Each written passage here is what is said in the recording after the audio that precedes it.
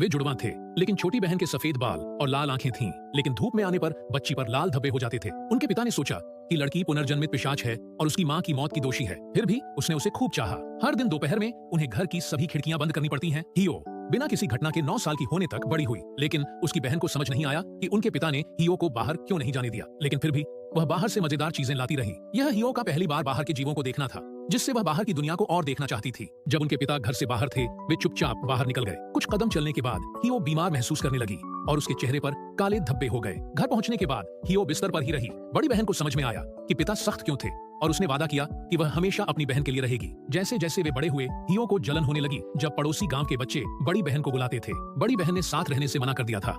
हियो को दया नहीं चाहिए थी, वह सच में बाहर निकलना चाहती थी और ऐसा लगता था जैसे स्वर्ग ने उसकी इच्छा सुन ली, क्योंकि अगले दिन सूर्य ग्रहण था।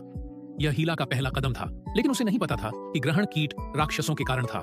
गिंगू ने ग्रामीणों को बताया कि कीट को 10 डेज कहा जाता है। आमतौर पर यह जमीन के नीचे रहता है, लेकिन सूर्य ग्रहण के दिन इसके बच्चे सूरज को ढककर जड़ों को तेजी से बढ़ने में मदद करते हैं। सूर्य खाने वाले कीट की जड़ों को खोजकर ही यह स्थान फिर से प्रकाश में आ सकता है और दुनिया को बचा सकता है।